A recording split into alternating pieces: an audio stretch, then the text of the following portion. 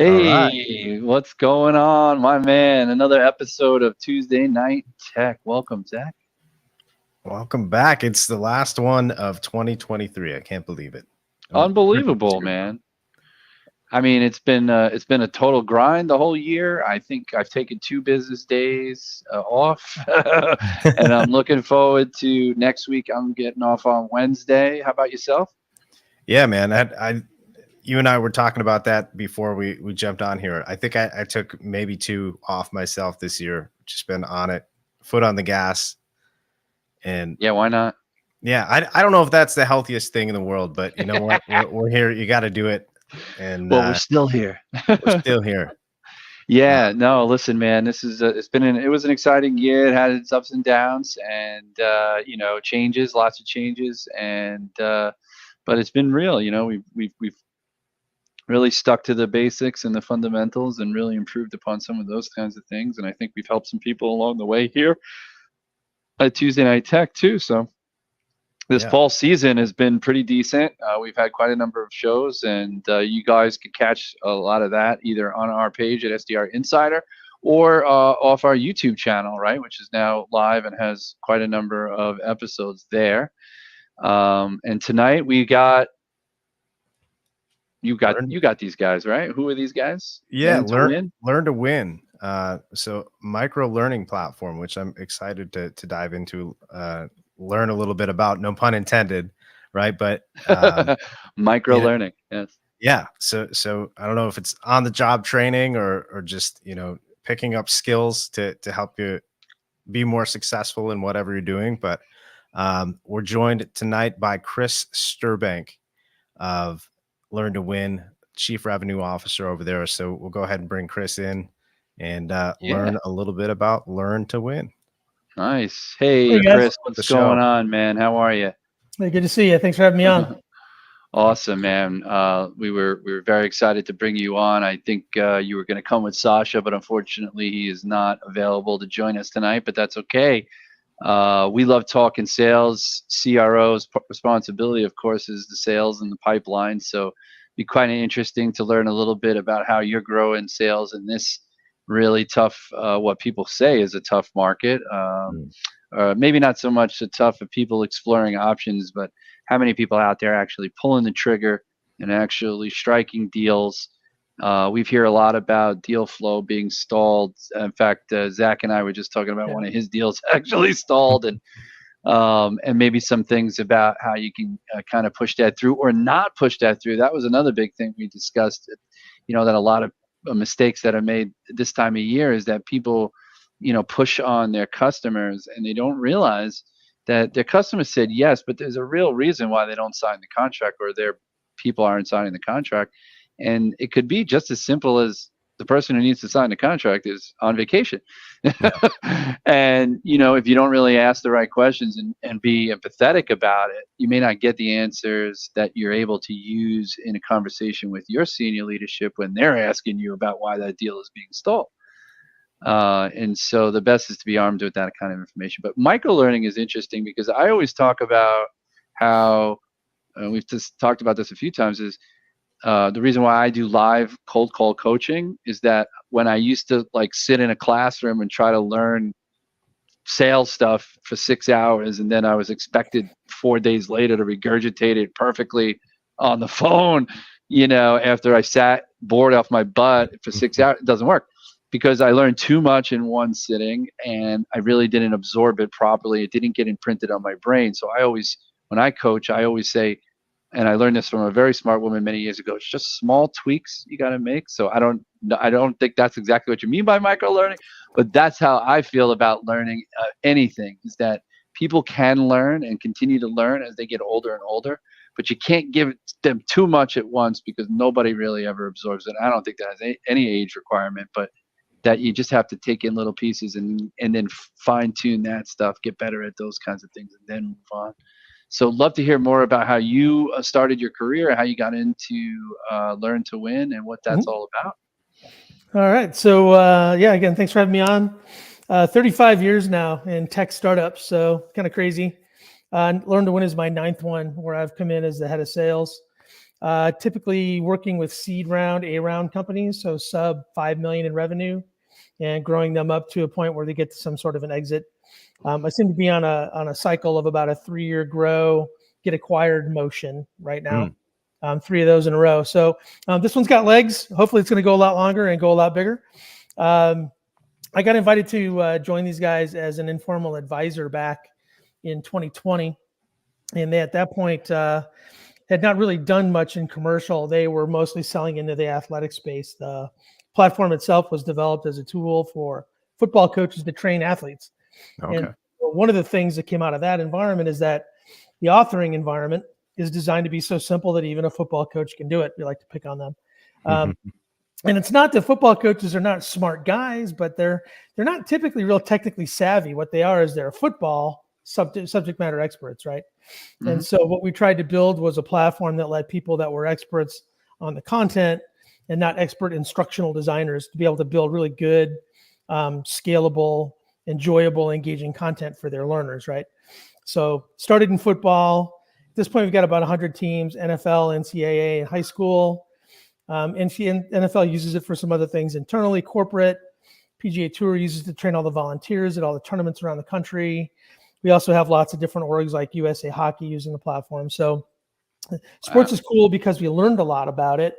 And we were able to take some of the concepts from training high performance teams and apply that into other environments. And so the second market that as a company we got into was the defense industry. And we're working specifically with the Navy and the Air Force. And our poster child account within all those, the defense side, is the Thunderbirds demonstration team. So there's a great example of one that's very similar to a pro sports team, right? High performance, high speed, very dangerous, very complicated mission.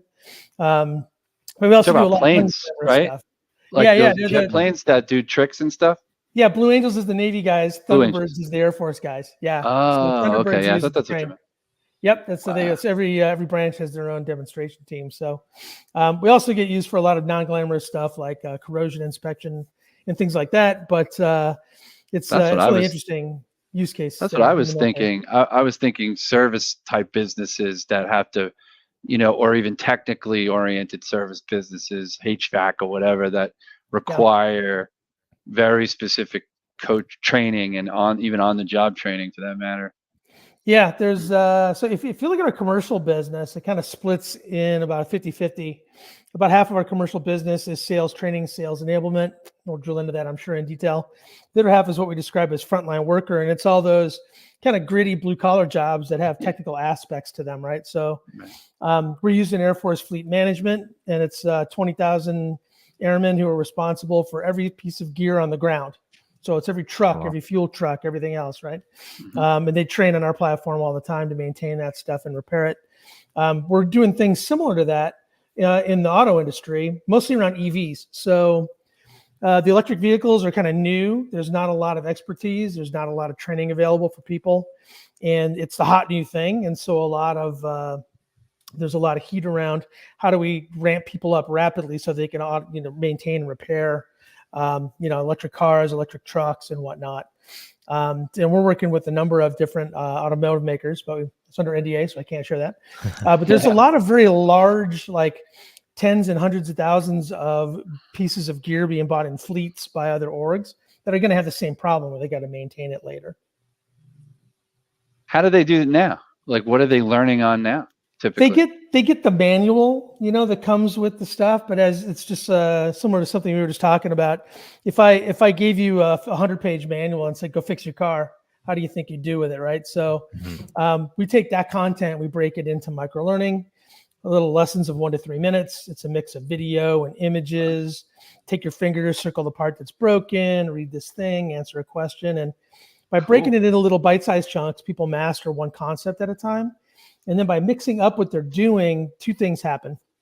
One, it takes them out of the mode of passive learning. Like if I tell you watch this 1 hour video, you're going to tune out after about 8 minutes and go, what am I going to have for dinner tonight? Right? And your brain goes over somewhere else. Or you get the 200 slide deck, and you know how that works. Click, click, click, click, click, click, click, click, yawn, right? But if I'm like, watch this 1 minute video, now answer a question. You have to answer the question to advance. Okay, now you're going to read this one paragraph, and you're going to record your response on your phone and upload it. By mixing that stuff up, you keep people on their toes. They find it super engaging. It actually drives up both comprehension and retention. And the last thing is that it's active learning. It actually fires their brain differently than when you sit and listen. And when you're doing, it's like that old expression about how it's like I could tell you how to do this and you'll learn, but if you teach people how to do it, then you've mastered it, kind of thing. And by making them take action and use that knowledge, it actually kind of stores it in their brain differently. And there's a lot of different studies about that kind of stuff. I could give you a fish to eat for a week, but if I could teach you to fish, you'll eat for a year, right? Yeah, exactly. Like so that's kind of where we got rolling. So so if you think about it from the auto repair space, what we're doing is we're translating a really dry documentation that no one would ever actually read, and break it into pieces that are memorable and understandable that they can then use. And so that's the kind of thing we do for the Navy, for the Air Force, on the frontline worker side, we use warehouse workers. We're big in transportation. So you got companies that own fleets of trucks, both diesel and electric, freight brokers that are actually big sales organizations that sit between people with stuff to ship and people with trucks. On the sales side, we're very heavy in the same kind of thing. And so the idea is to break it up into useful nuggets, give people access to training on the fly, let them do training when they want, where they want, and do it in little small pieces, and be able to repeat it as often as they want. And so one of the key elements of that is our platform delivers the training in 3 formats. So you build stuff in that environment that we built for the football coaches. It automatically renders for smartphone, tablet, or computer browser. And we don't care which one you consume it on. So it's whatever you want. And so what we're seeing with athletes, certainly, and pretty much the whole under 30 crowd, is they all live in their phones, right? So give them training on their phones. That's how they consume every other thing that they do. So in between their Instagram and their TikTok, they can get on there and take a lesson on their phone, and they're happy. That's awesome. Yeah, no, that's really interesting. I mean, I see so many applications. I'm thinking of, like, when you say sales, I was even thinking more like in line with what you're kind of doing, Zach, like partnering, aligning with coaches who have programs, but they just don't have a really good way to deliver it only via Zoom. In some cases, like, I think there's a I think there's a lot of people with training courses or a lot of trainers in organizations and just don't have maybe access to an affordable way to deliver that content in a, like you said. And I think it's your concept of the useful, how you've like organized it, that, because I'm a big believer in this. Like, this is what how I teach too, is in small doses. And I think that's what's wrong in sales training, is that years and years, the Miller Hymans of the world, the Sandlers of the world, you go and they're starting to change a little too, but like, just these long courses, these like, even the long courses. I think one of the best courses I took was it was an email course written by a very young girl named Teresa French. I took her course, and after every little short kind of 2-minute video, she had a questionnaire, a little reading thing, and then like a test, and then you moved on to the next module, and it was like it was just so much better. It was so much more natural, the way you learn, the way you should be learning, because nobody learns like in those like big stuff like that. So kudos to that. Good point. So the live training thing is interesting because that's the thing that most people lean on all the time, because they don't have like structured, built out content. So what they'll do is they'll get a subject matter expert, and he'll put together, or she'll put together, a 50 slide deck, and you get everybody on a Zoom for an hour, and you fire hose all the salespeople. And if they stayed awake through it, they maybe came away with 2 or 3 pieces, right? I mean, it's pretty typical what we see. We've developed a really interesting process around pre and post live training. I always tell people it's like the Oreo cookie of training, where the cream is the live training in the middle, and the live training could be 1 hour Zoom. It could be one of your really expensive sales kickoffs where you flew everybody in for 2 days, right? And so the pre is you send them out pre-work in the platform before the actual live training, and it's got to be, management's got to make it mandatory, right? You got to do this material before you come to the training. And if managers take it seriously and to make it easy for them to manage their crew, they'll make sure everybody takes it. You go through the material, you have a brief quiz at the end, maybe 10 questions, and then that's it. So the whole thing is maybe like 20 minutes for the reps, which they're willing to do after they've been whiplashed by their boss to go get it done. So 20-minute training, 10-question quiz, whatever, got that out of the way. Now, when they show up for the live training, 2 things have happened. First thing is everybody shows up at the training with at least a baseline understanding of what they're going to be exposed to, right? Versus the classic, the reps roll in and go, okay, what are we here for today, right? Yeah. Seen that a million times. They've at least got a clue what they're going to be talking about today. But that assessment actually gives the trainer or the managers a sense of what people are getting and what they're struggling with out of what they're going to cover today. So they don't have to like just go through every slide just because it's there. They go, okay, looking at the assessment, wow, half the people got question 6 wrong. This is something we should probably spend some time on, right? So you can tune where you spend your energy in the live training session to be more focused on the stuff that's either more interesting, more complicated, or less understood by the crew. And then after the live training, you do reinforcement lessons. And what you do there is you just cherry pick out maybe 3, 4, 5 key concepts that you trained on, and you send out a single reminder lesson. And like, so let's say we had everybody do the 1 hour Zoom. The next day, their phones buzz. You've got a lesson. They pop it open. It's watch a 1-minute video. It's answer these 2 questions. And the whole thing takes them like 30 seconds, right? Painless. 2 days later, you got another lesson. You go in and read this paragraph. Okay, record your response to this and upload it or whatever. So it's designed to be like quick and painless, right? What it's doing though, again, is it's firing the brain and making them use that knowledge. And there's a term that's called the Ebbinghaus forgetting curve. You guys ever heard of that?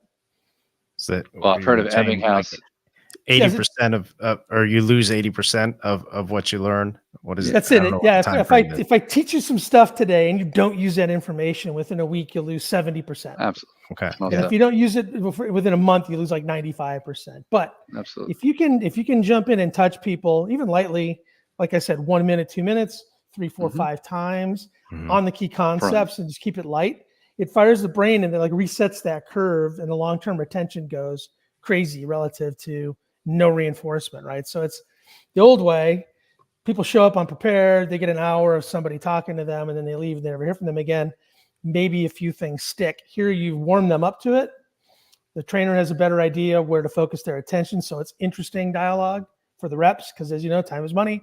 Reps are only interested if they're going to make money, and then you reinforce that to make it stick. And that methodology has been wildly popular, and that's actually one of the reasons that we've done really big in pharma sales. So we've got 15 of the top 100 pharma companies in the world using us for sales training, primarily around product stuff, because it's a fairly technical sale, right? Yeah. Medical indications, and there's all these rules and compliance and stuff, and it's pretty dry, right? So, yeah, one of my favorite example, going back to the manuals.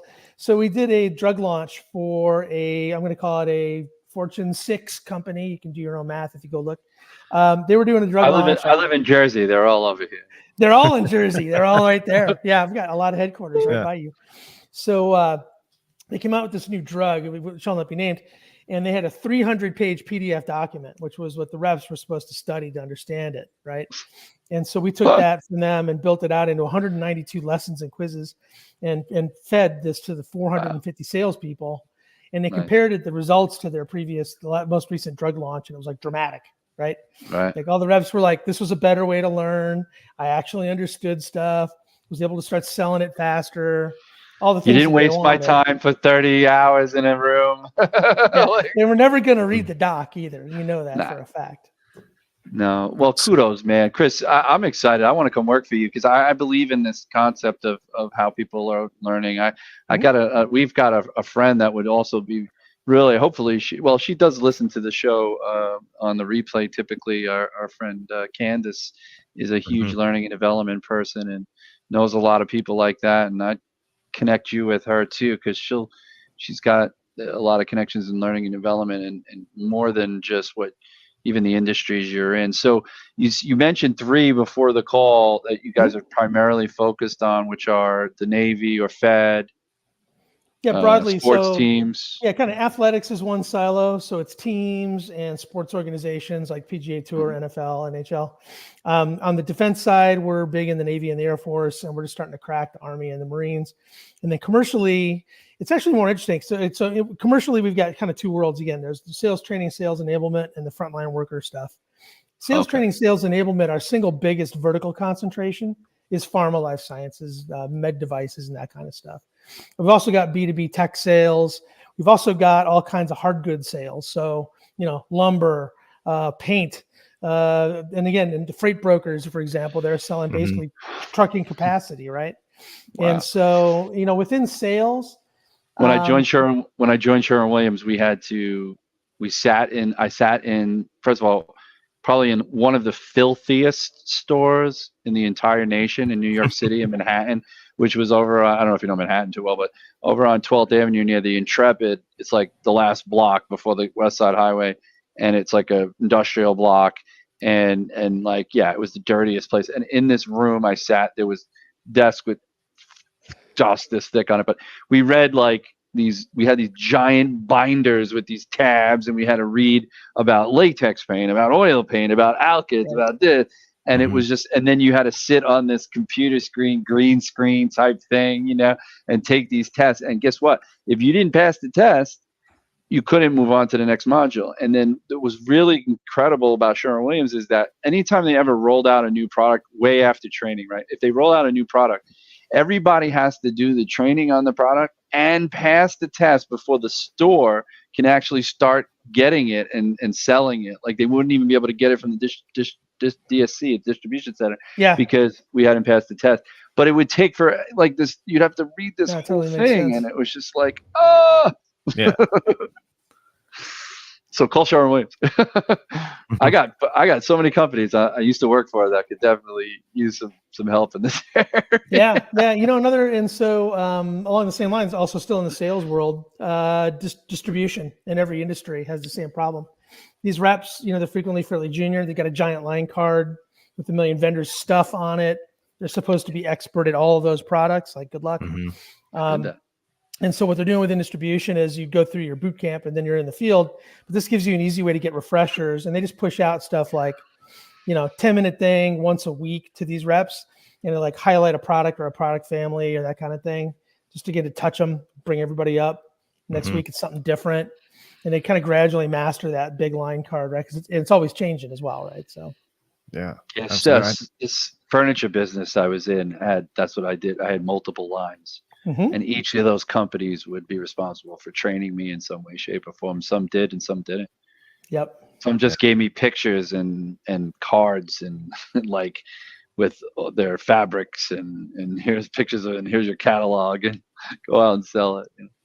And let's talk for a moment too about how critical it is to have a good understanding of the products and services that you're offering as a salesperson, especially when your customers now are more educated than ever because they've got all this information at their fingertips. Like I think about Yeah. when I first started my sales career, was selling Harley Davidsons, right? And every year there'd be a big model release, and they'd make all these massive changes, and there were all these things that you had to go through, on Harley's training academy to get up to speed. But that's exactly how it was. What you're describing, those 1 hour Yeah. long videos that you have to sit through, and then maybe there's like a quiz or two, right? And you get like certified. But pretty soon after, you forget a lot of those key elements. And when you've got people coming onto a sales floor, for example, that are asking every little detail about how an Yeah. infotainment system works that's brand new, that can be a little bit of a hairy situation, right? So how important is it, Chris, for sales teams to have this kind of learning available to them as they go out in the field? That's a great question. So, I mean, no one likes being stumped as the sales guy with that question, right? And it's like, oh, let me go check with my manager, or I'll have to get back to you on that. It's usually a lost deal, right? Mm-hmm. So, how do you master everything all at once? It's challenging. So, you get fire hosed, and then you need to do reinforcement. The trick is to figure out what people need help with, really, because it's like we may give you an hour's worth of stuff. Some of it's going to stick. Some of it is very similar to last year's model. There's only like 8 things you really got to remember maybe out of that hour that are critical. One of the things that we recommend is that you do kind of, again, these really brief assessments of like 10 questions, and you will spot the knowledge gap, right? Like you just put a cohort of 50 people through some training and you throw a 10-question quiz at them and they're all missing question 9. That's the problem area, right? So you can drill into that, understand why they're struggling, build training specifically focused on the gap, put them through that training, retest them after a week and see if they get it, right? Go after the next biggest hole kind of thing.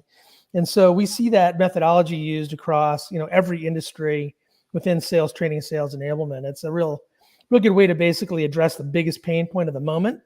And you can apply the same thing every time there's a new product launch, you got a new release with some new stuff, new model year coming out. And that's happening on a cyclical basis, right? Annual sales kickoffs too, because, okay, everybody's territories are different. The comp plan's new and the process to put a new order in is different. And the reps are like, I just want to go drink beer with my buddies. I haven't seen them since last January.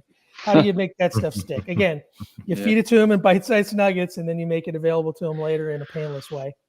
Mm-hmm. Yeah. And this is all on the platform, right? So everything is happening on the platform. The owners of the content who are delivering the content are able to go on there, see who's actually completing everything, see the analytics. I assume we're going to see in a little bit, maybe some screenshots from you on what that might look like. But yeah, I mean, so it's all kind of really on that one sort of dashboard for you. Exactly. Yeah. So you can see completion, and there's tools in there to manage your group through with reminders and notifications like, hey, Bob, you haven't started yet. It's due on Friday. And then you're not going to bug the people that are done already, right? So there's different tools that you can use to move a group through. There's leaderboards. Within sports teams and sales orgs, people like the public leaderboards on the training. It's kind of interesting. It drives 2 competitions. Your top dogs want to fight it out to be number 1, just bragging rights, right? And then the bottom, no one wants to be the last name on any list, right? No. And so your bottom 5 to 10 are going to fight to not be the last name on the list. And the net effect is the whole cohort goes up together. It's kind of cool. What's public is what's measured is managed, right? So make it public and everybody's looking at it, and they pay a lot more attention than if it was just like, oh, I don't need to do that. No one pays any attention to what I'm doing.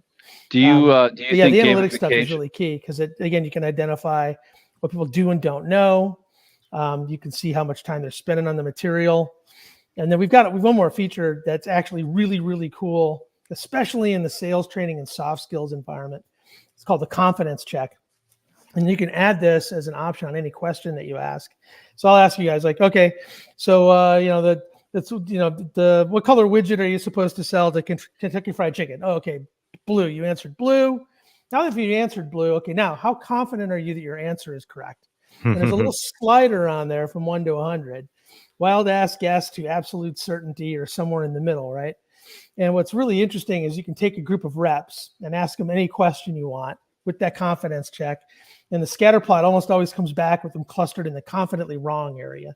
They're always confident and they're frequently not right. And it's really like engineers are usually a lot less confident and a lot more correct. And like we've done this for hundreds of companies and teams and stuff. And the reps are always clustered over there in the confidently wrong area. It's pretty funny. That's amazing. It takes me back to Who Wants to Be a Millionaire, where you see somebody, is that your final answer? Yes. And then they're done. Like that's the end of the show. Thanks. Yeah. Thanks for playing.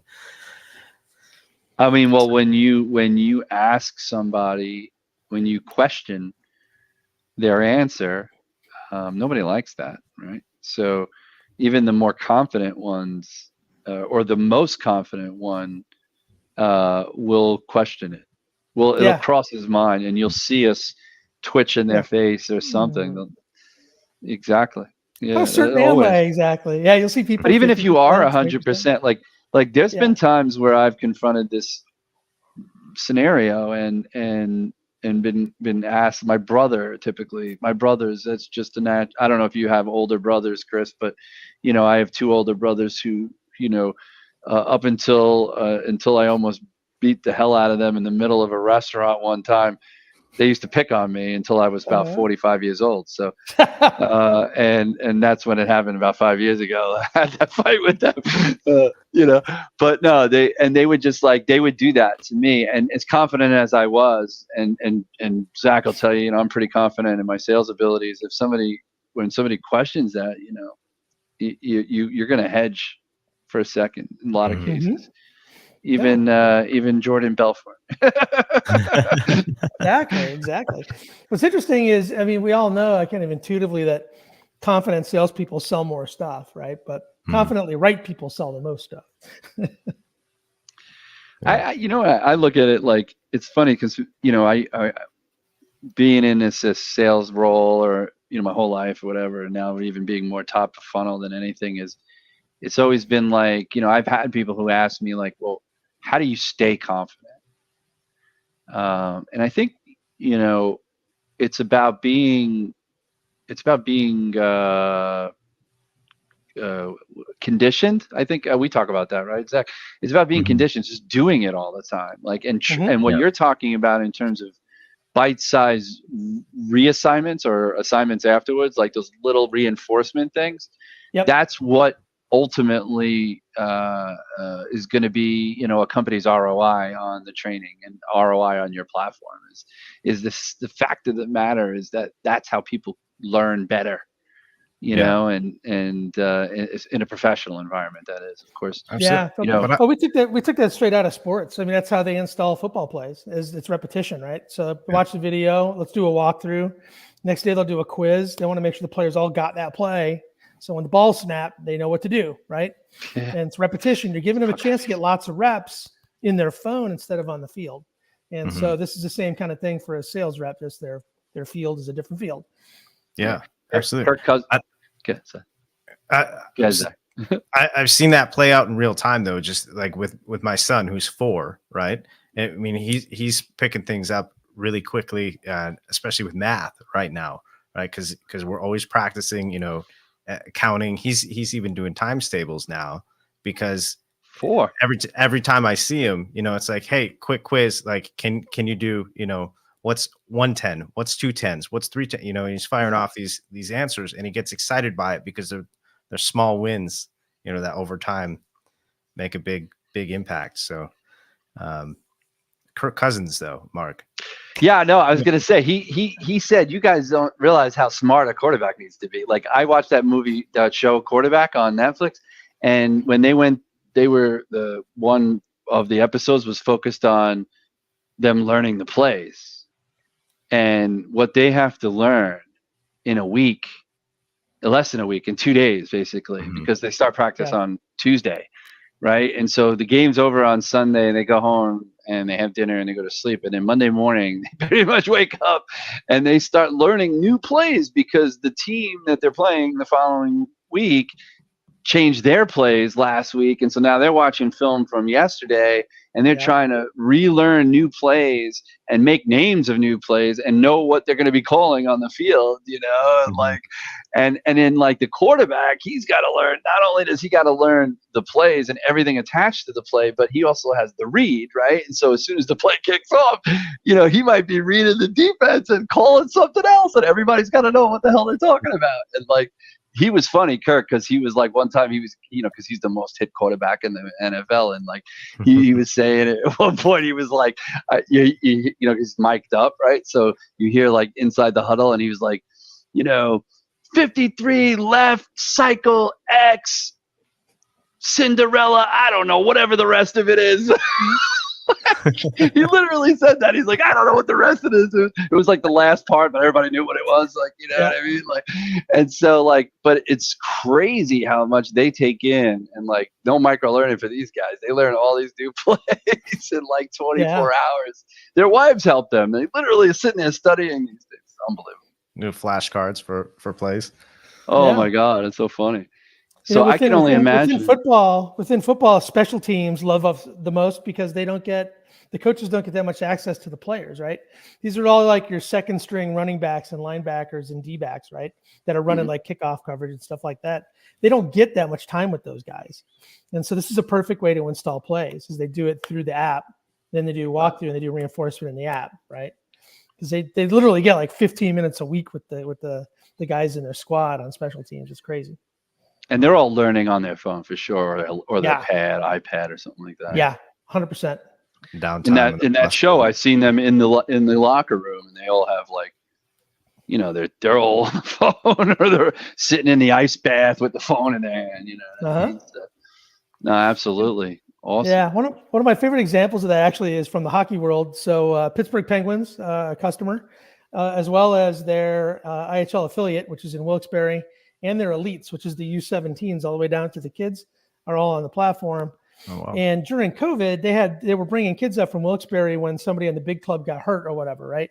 So it's like no notice, you're on the big squad tomorrow, right? And so the kid was able to be on his phone on the bus or on the car or whatever, and he's learning, okay, here's the special teams plays that they run up at the Penguins level. Here's what they do, in the 4-on-3 set, and here's face-off plays that they run, because they're all different than what they had learned in Wilkes-Barre, right?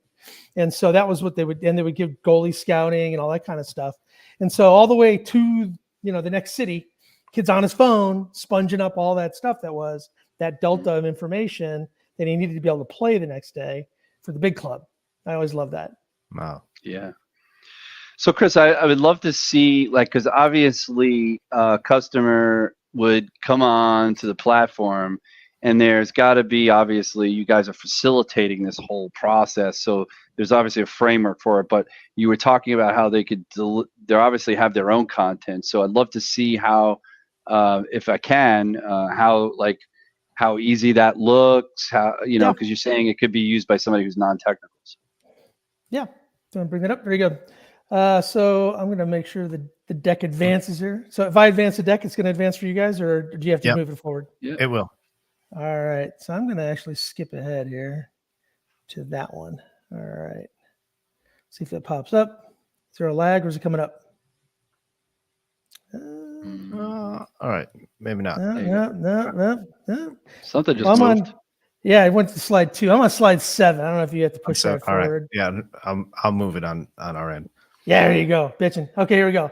So this is actually a screenshot of that development environment that we talked about. And so what you've got is a live image on the right-hand side about what you're building. So as you're putting together these individual lessons, you see exactly what the learner experience is going to look like as you're putting it together.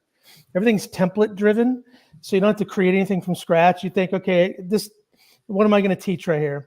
Something visual. I'm going to do one with an image, and then I'm going to describe it, and then maybe ask them a question. Or, okay, this one's going to have a video in it. So you grab that template, you put the media in there, whether it's a link to a video or you upload it or you pop that picture in. You're typing information. You can see it starting to appear right on the right-hand side as you're doing it.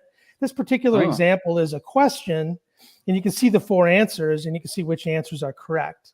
The other thing that's interesting about these questions is you can give feedback on every answer, whether it's correct or incorrect. So say you were the learner and you hit this question and you got A and B, but you didn't say A, B, and C.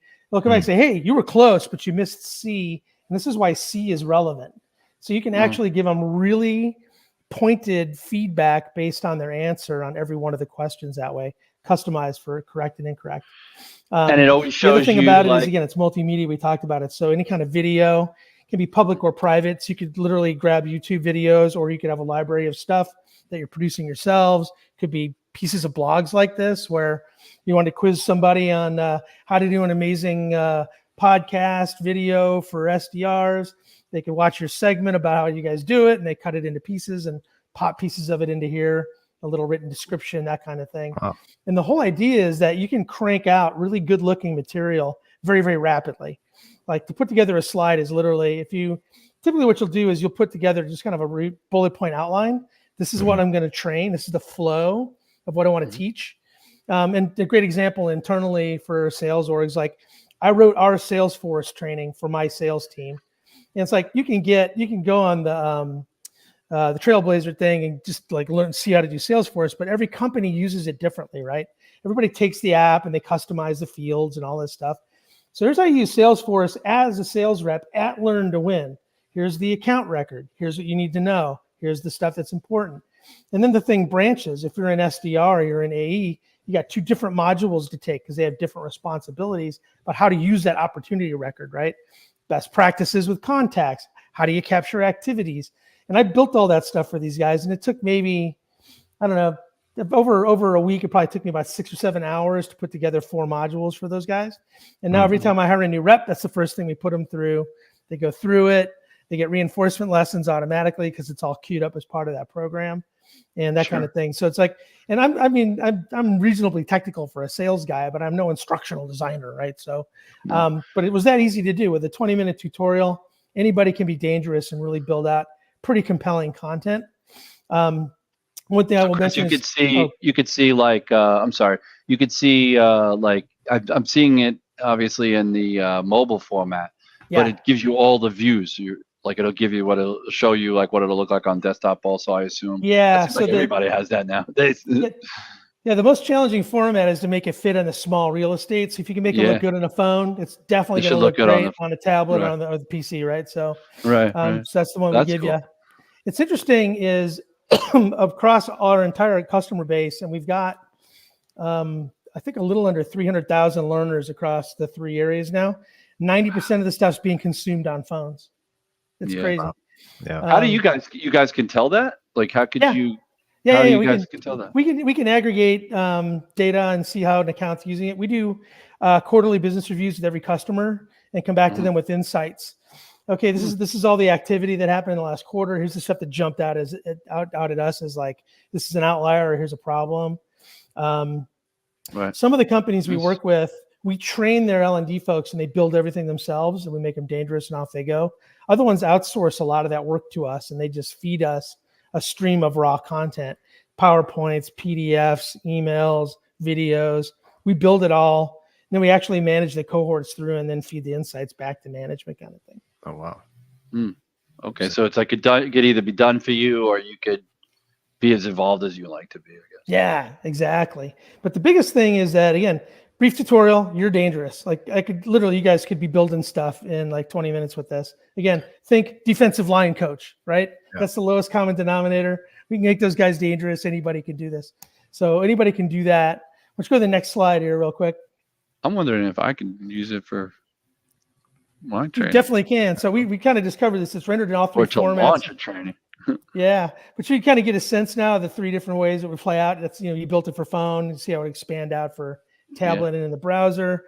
And again, the big thing again is if you make it convenient and you make it available to people, they're more likely to take advantage of it. It's the train where you want, when you want. And we hear stories all the time about reps, like they're standing in line at a Starbucks and they bust out their lesson because they know they got to do it today, right? Yeah. It's that painless. Other guys, like now, my SDRs are sitting at their desk all day and they're buried in Salesforce, HubSpot, and Outreach. And they, that's all they do. They're staring at the screen all day. You can embed training into the apps so that it's like serving up relevant lessons while they're working in the flow, which is a really neat way to do it. And they're doing it on the screen in a Chrome browser. But again, if they're up running around, do it on your phone, do it on a tablet. What? Wait a minute. Hold on a second. I want to address the fact that you said you're using Salesforce, HubSpot, and Outreach. Yeah. That's the breed, man. I like each of them, each for different reasons. Nice okay. So is this your because this is an interesting thing. I think and by the way, and this is something obviously some of the world is changing a little bit, right? The whole predictive thing and whatever. But it's funny because you said you've been VP sales for several startups or whatever, and you obviously have been at the fore of building out this tech stacks typically, I imagine, or at least had some hand in it.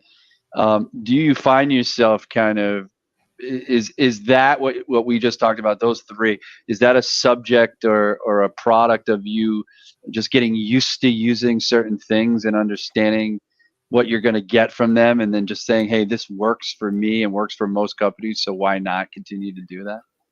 I think there's a couple sides to it. Like it's always evolving, right? There's always crazy new tools that are coming out. But for example, HubSpot has CRM, but it's kind of CRM light. That's not the thing they're best at. They're really good for massively outbound lead generation with drip and that kind of stuff. Hook it into your website. Yeah, marketing. We would call it, right? Stuff. Yeah, website stuff, email drip marketing. I still find that Salesforce as the core hub to all the other stuff is the way to go because it integrates with everything. It's super easy to modify.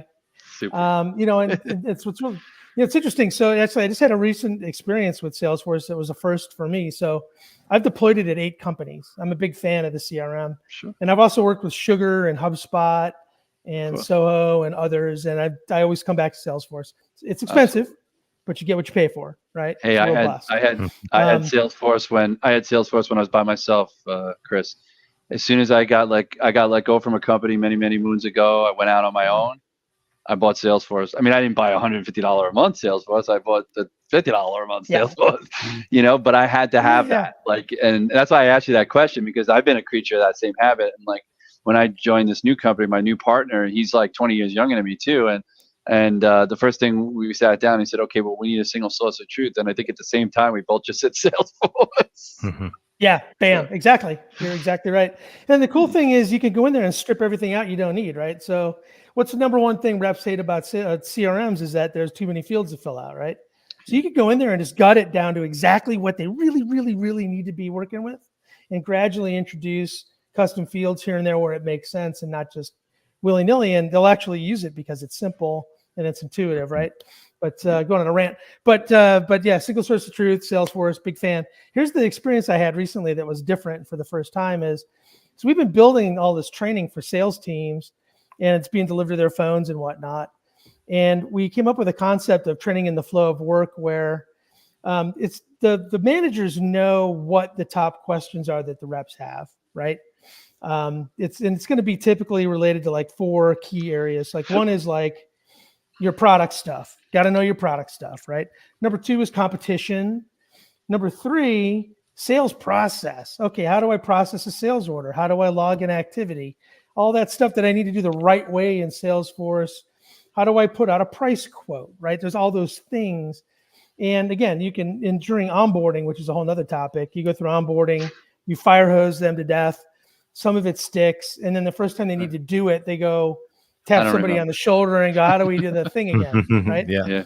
So what we've built was a custom component that sits open at all times inside the opportunity and account record in Salesforce, just a little window. And what we've got is a library of pre-built lessons. It's unique to each customer. And there's business rules behind it. And it behaves almost like AI, even though it's not truly AI. It's coded business logic. But I'll give you an example. So if one of my SDRs is in an account record and it's a big transportation company, it's a big fleet owner, operator like JB Hunt. He's about to call a VP of operations at JB Hunt. And this component that we built, it knows what the person's role is by their profile. You're an SDR. You're not an AE. You're an SDR. You're doing, cold outreach. You're not doing late in the sales cycle stuff. So that knows that. It's also got access to all the data all throughout that record, the account, the contact, the opportunity, and any activities. And all those things can be triggers so that it would feed up the most relevant stuff you probably would be interested in at this moment as that rep, right? So again, I'm an SDR. I'm about to call a VP of operations at JB Hunt. What pops up in my little window? I'm going to see 5 most popular use cases in transportation for training, or who are the big name logo customers that I can name drop during my call, or what's the number one way to demonstrate ROI of training for fleet drivers? And it'll be whatever you build. You got to pre-build it, right? But you go through that exercise with sales management. Sales enablement typically builds it and tees it up. The reps are in there. They can ignore it all day, but when it catches their eye, it's always in English. And so you want what you name the stuff is important. You click on that. It just opens another tab in your browser. It drops you into a learn to win lesson. You take it, you close that window, and you're right back where you were in the CRM. And again, it's typically a 1 to 2 minute loop out. Oh, so this is an integration you have with Salesforce. Correct. And Learn to Win. Yeah. Custom and is component. this is available to anybody? So if I was using your platform, I could build that in. So, wow, you know what? That's like basically that's like a playbook essentially, right? I It mean, could be. but it's a little widget of a playbook, I guess you're saying. That's Yeah. more of like it comes up per that customer that you're talking to and gives you relevant data that you could use, which I like it being some more kind of open like that versus like it trying, like there's all this AI now that's trying to listen to you and then serve Mhm. up information.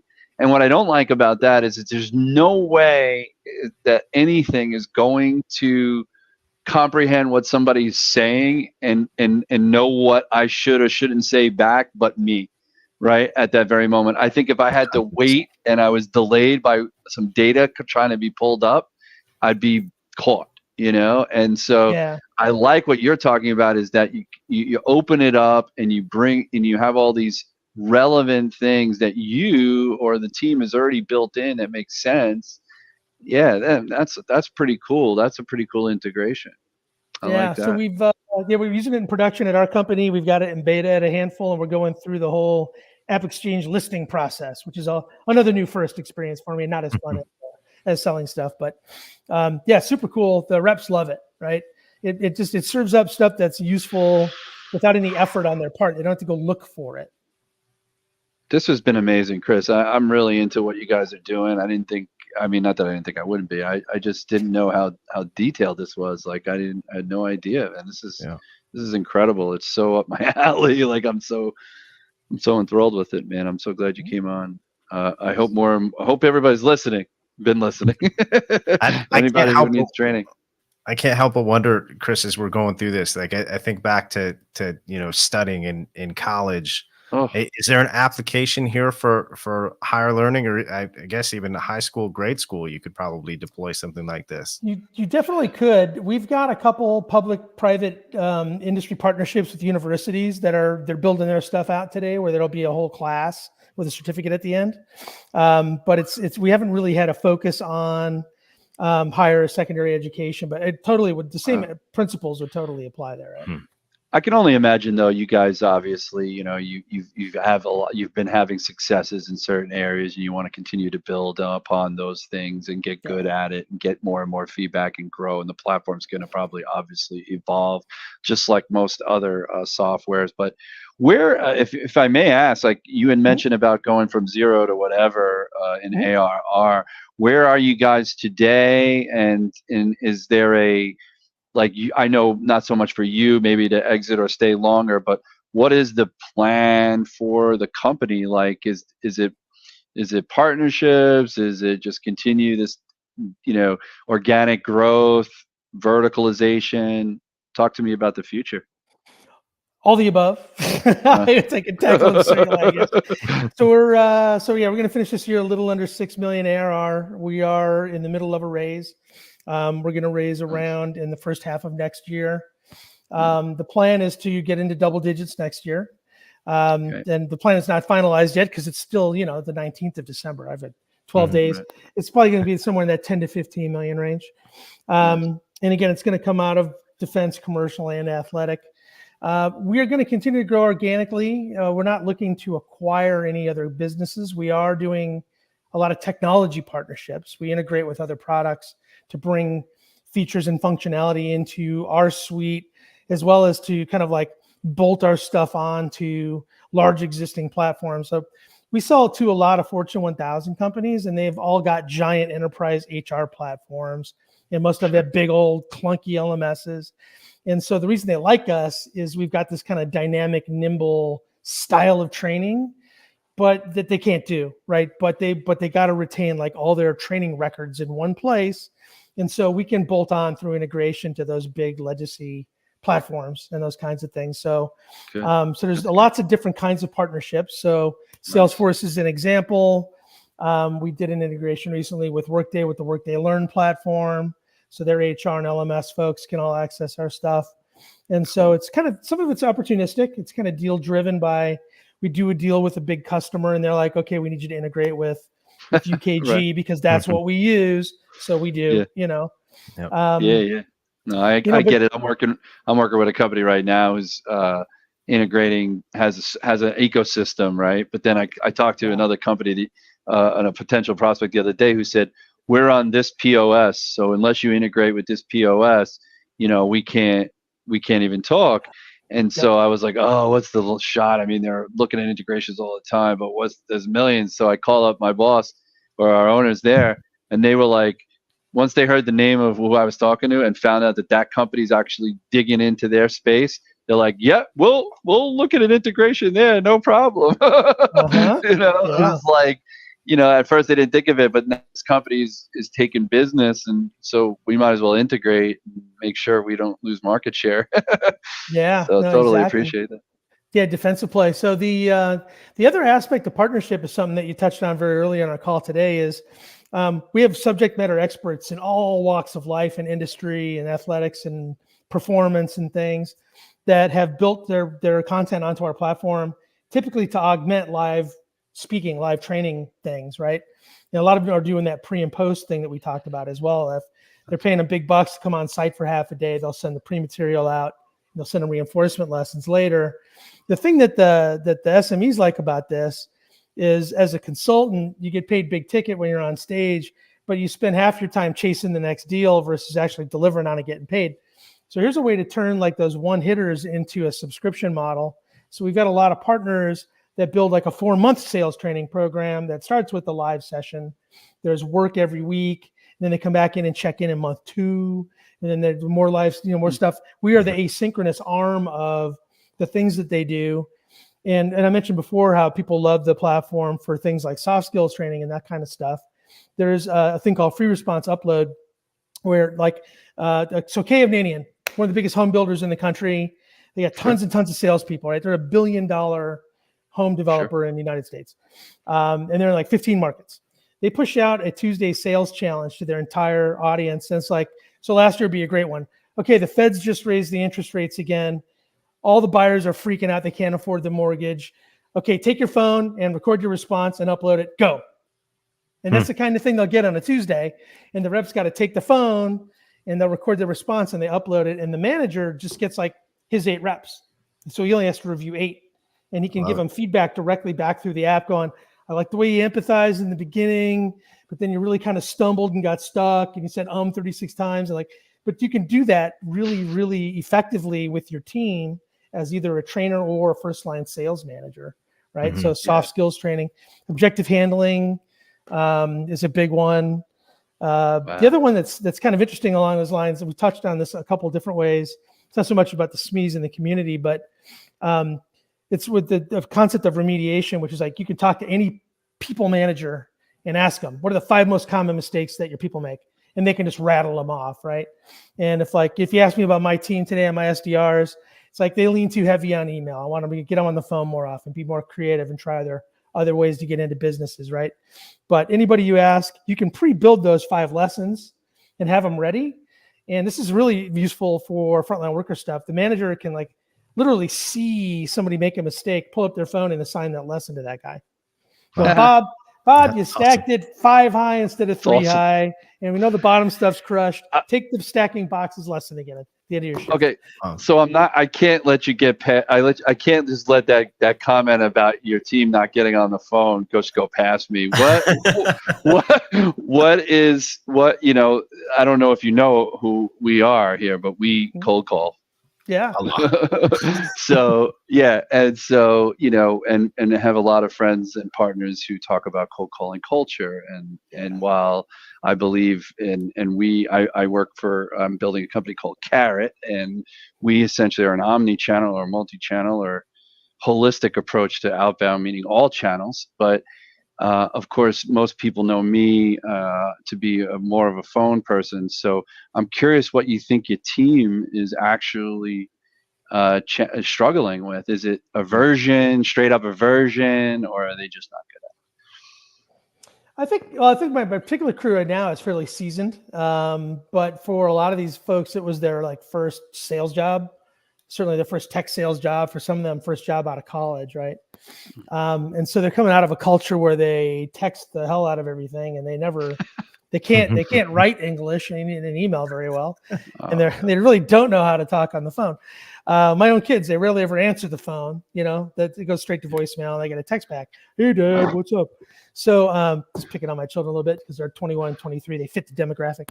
So, my guys are doing a ton of dials now and that's totally good. But like if you left to their own devices, they really wouldn't, right?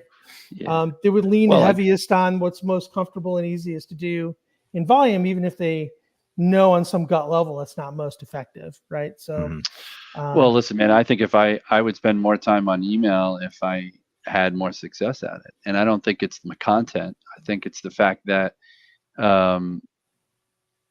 we've talked about this on the show and other chat channels as well. Is that it's difficult, especially with outreach or sales loft, and it's difficult to land in the. You might get lands here and there, but you're not landing in as many inboxes as you think you are. Yeah, and even if you do, it's noisy. It's noisy, and it's also, you may not even be in the primary inbox. You might be landing in the social inbox, which is never even gets read. I think I got 40,000 in my that box. Yeah, but yeah. So there's a lot of factors there. I just think one of the things too to me is that people, like if you're gonna having success, I had a kid that was on our team that did mostly 95% on email, and I guess if you do spend all your time on that, you probably will have more success. But are you really having more exponentially? Are you having more success? I mean, like I'm always, and Zach will agree, I'm sure, is like, I can't send out 50 emails and wait. I'd rather make those 50 same calls and at least talk to 8 of those people and gauge that I'm going in the right direction and get some results. I think if the idea though, but is the holistic approach is to have all of those things working so that when you can't, like even today, right? Like I have one account that I, didn't get a meeting in for. I had some good conversations. I activated some leads, but like if I had an email, if emails were popping or if social was popping, I might have been able to augment it. And so that's why when we come across companies, and we've seen this come on the show, I couldn't even believe it. We've had who said Luna.ai, for example, right? They are an email marketing platform, right? And so of course, as a bootstrap company, they use their platform to gain all their business. They have yet to go outbound. Right. And they are at $8 million ARR business as well. You know what I mean? And so, but I always ask that owner, or I would ask that founder, hey, what if you could just deploy, I mean, like, look how much you're spending on that. Like if you deployed at least one resource on the phone that can activate at least 5 or 10 leads a week that are gold. I mean, why wouldn't you do that? Like, I don't understand. Like, it's so much cheaper and it's so much faster, and I don't know. But to each his own, I say, right? And Chris, I know we're kind of at the top of the hour here, a little past, but you mentioned you've got a team of SDRs and AEs, so I can't help but wonder how you think about structuring your team and the alignment between your SDRs and the AEs. Can you talk to us a little bit about how you go to market with your team? Is it by vertical? Do they specialize in certain, I guess, tactics or methods? What's that look like for you? That's a great question. So it's varied across all the different companies I've had, but I've almost always had some inside sales component. At this particular company, we're doing a very vertical approach just because you need to be a real subject matter expert in the space that you're selling into to be credible. So I've got a federal team that's got one guy who's dedicated to managing all sales into the defense. And then I've got dedicated reps for the Air Force, the Navy, and the Army. And so that team of 4 have one SDR, and she's killing it. So those 4 are one pod. I've got a life sciences pod, which is an AE and an SDR. What's that? I said the optimal word was she. Oh yeah. Oh yeah. Oh, Erin's killing it. She's a beast. So she was a national champion lacrosse player. Had great success with athletes. So I've actually got a fair number of high level collegiate athletes in the sales team. But in any case, the pharma team, sales rep, and an SDR dedicated, and they know that space in and out. All the PDUFAs and the third indications and the MOIs, the POAs, like all those acronyms. It's almost as bad as the military. But we're into, some big names now: Regeneron, Novartis, Organon. Like, we're doing it, Wow. and it's because they're totally credible. They know the space, and they can give real life examples about how we're being used by all these other companies. The newest vertical that we stood up is actually transportation. We had a huge amount of success with freight brokerages 2 years ago, and have continued to build on that. And we're now starting to expand that out. And so we're now in the also sales fleets. side of freight. The sales side of freight. Primarily the sales side. It's onboarding. Yeah. It's all about onboarding new freight brokers, which are effectively entry-level salespeople, right? Right. Yeah. Yeah. So I've got a dedicated transpo vertical team. Those two pods in commercial Cool. are probably like 70% in their space, 30% hunting wherever they want to go. And so we've got a long tail of other stuff, but those are our two biggest verticals in commercial right now. Nice. I have to ask, you've done it 6, 7 times, you said, or whatever it was, 9 times. Yeah.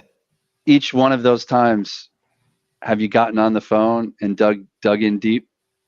Yeah. To get what you needed in order to pass on the knowledge? It's a lot of actually like selling and co-selling of the first year while you figure it out, right? Like, because there wasn't a good pitch deck, there was no ideal customer profile, we've already got 3 that look like this, let's go find the 4th one. We had to go figure out where to go play. And so I built most of our first decks. I did a ton of sales calls. I do a lot of my own demos still. At this point, I'm not doing as much direct selling. I just get looped in by the reps.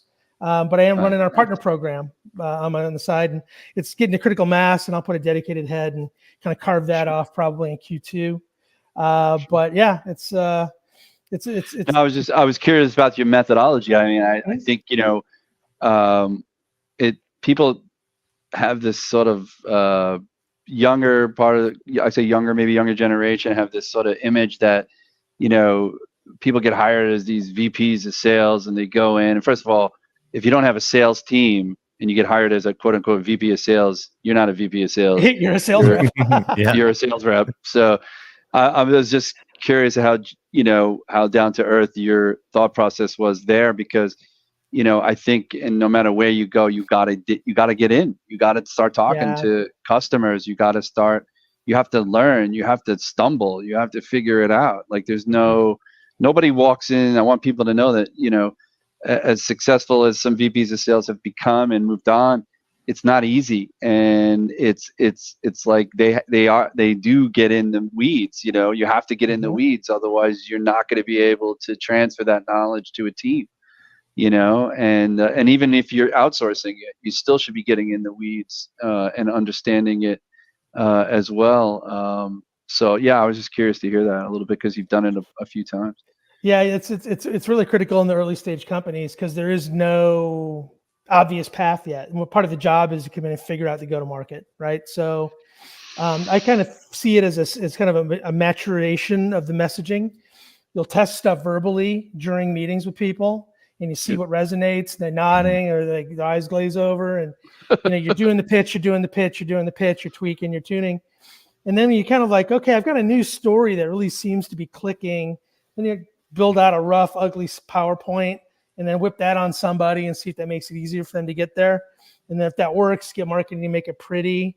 And then if it's still working and now it's repeating and it's part of the core pitch, eventually goes on the website, right? Starts to show up in the emails. And that's kind of our stages. And I'm on the bleeding edge of testing that new messaging all the time. So yeah, I think there's a lot of VPs of sales and sales directors and SDR leaders out there that could also use this tool so well, because I think one of the biggest problems that they have is that even good ones, they give some training to their team, or they send their team to a training, or they hire some influencer to come in and give some training or whatever it is. But then I think the reinforcement piece, I can't stress that enough, is so key. I think it's just about, because how many times have you come across, I've called on VPs of sales who simply just don't have the time. Even the SDR manager doesn't even have the time to continuously coach their team. And they need that. You can't just coach once, like you can't just have one training class, right?